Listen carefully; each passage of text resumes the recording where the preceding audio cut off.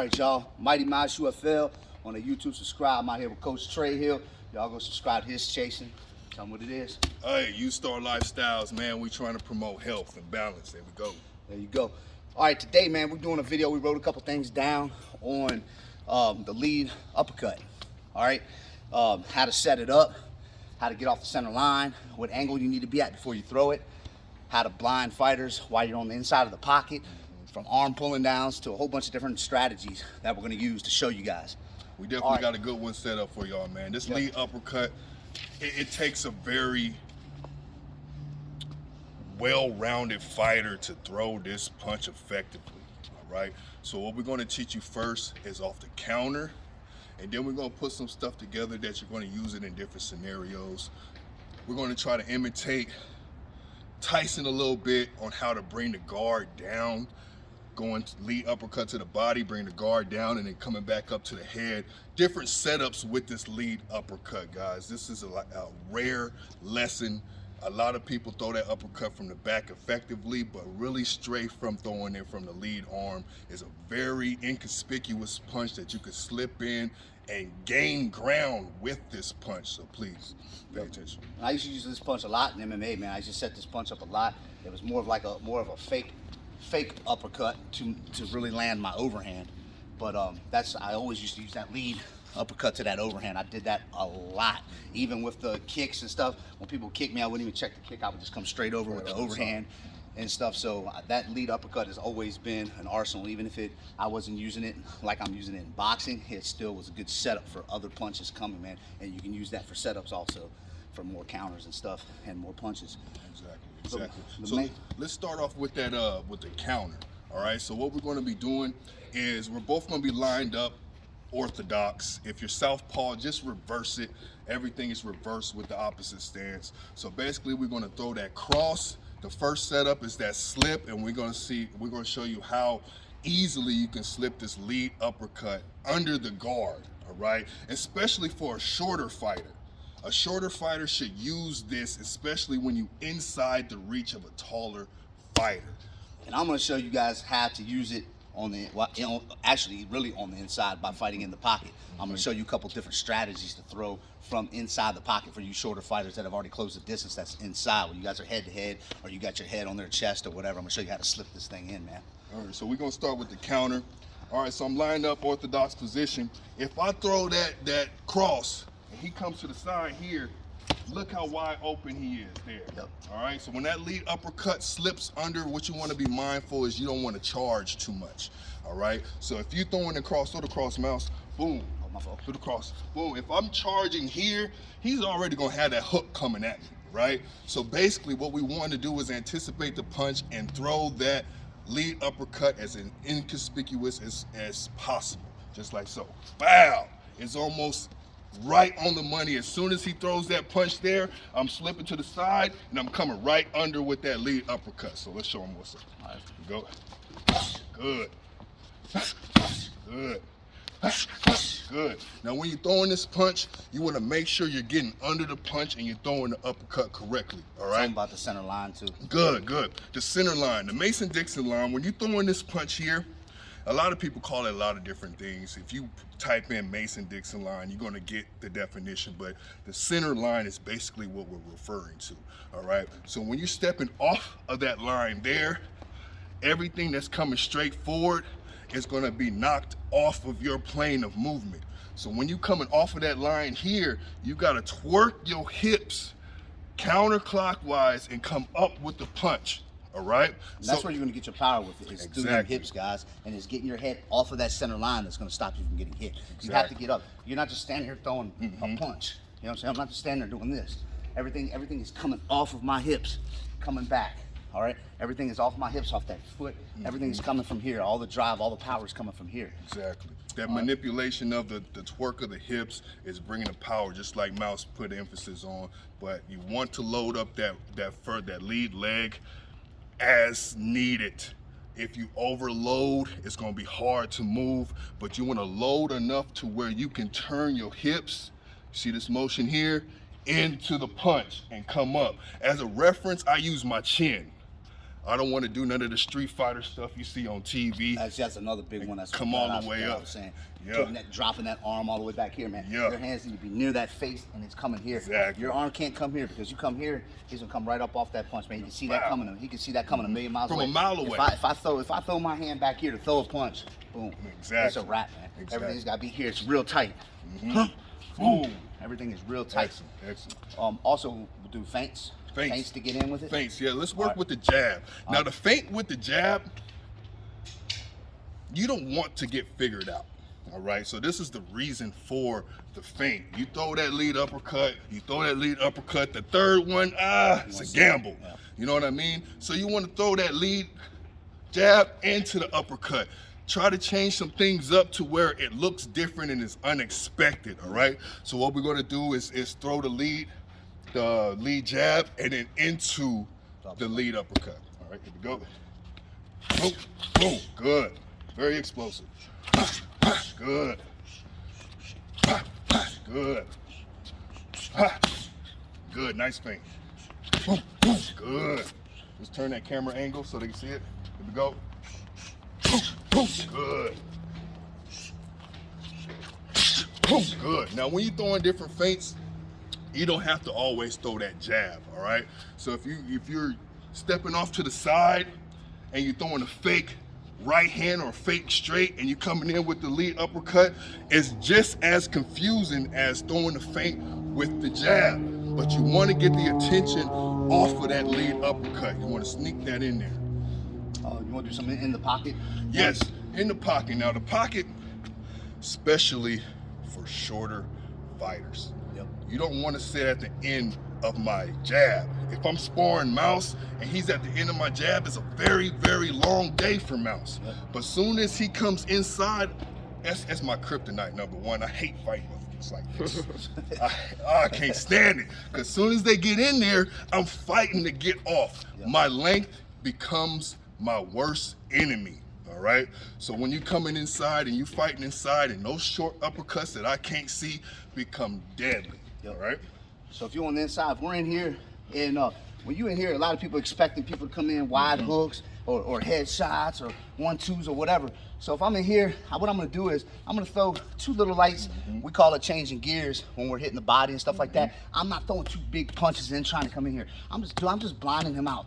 You know what I'm saying? I'm just blah, blah, blah, blah. You know what I'm saying? Coming up the pipe. Good. So I'm just right here. I'm right here. Boom, boom, boom, boom. Where they're not expecting it. Another good one, we were just talking about it, is pulling the arm down. Exactly. If we're sitting in right here and he's got a real tight guard and we're in real close, I'll show you. Come over on this side with the camera so they can see. All right. So bam, we're fighting for position. I'm up underneath him. All right. I'm gonna pull this arm down right here, guys. I can pull this arm down and shoot up.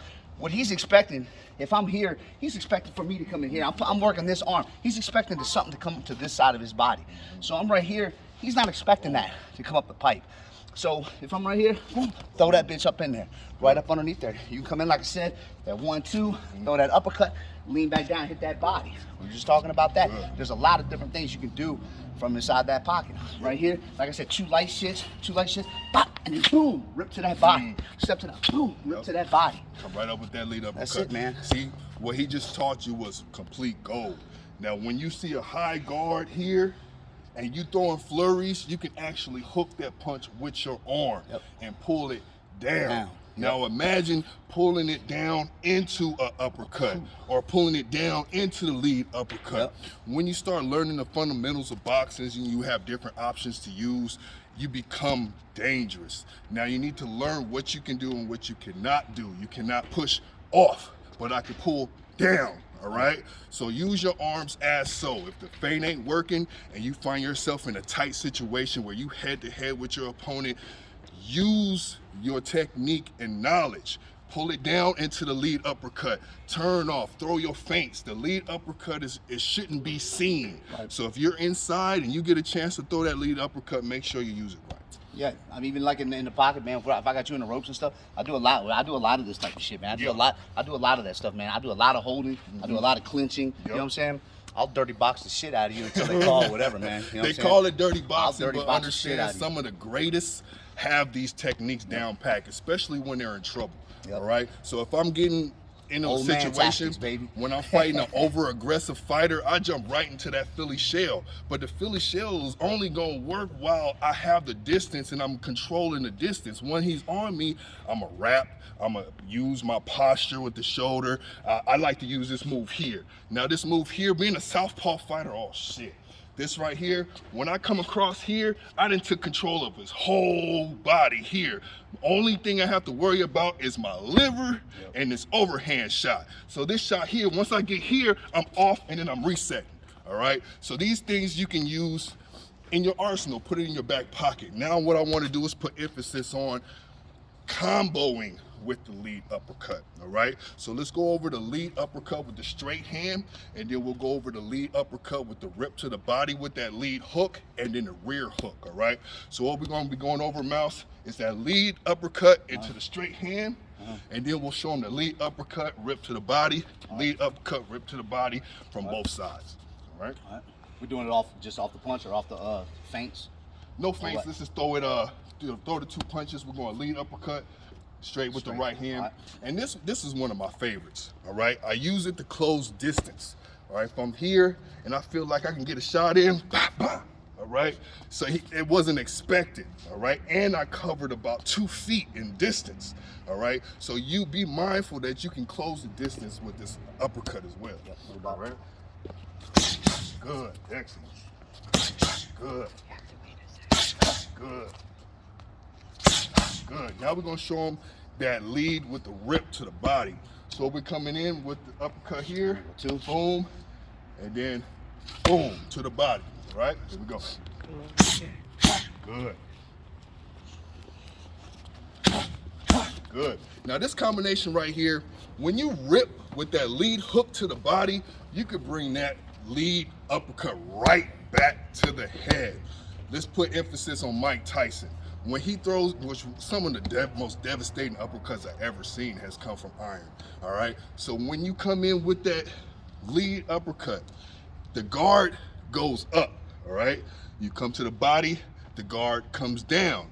What makes sense there? Right back to the head. So let's show them that. Let's go ahead and throw that lead uppercut. Boom, boom, boom. Excellent.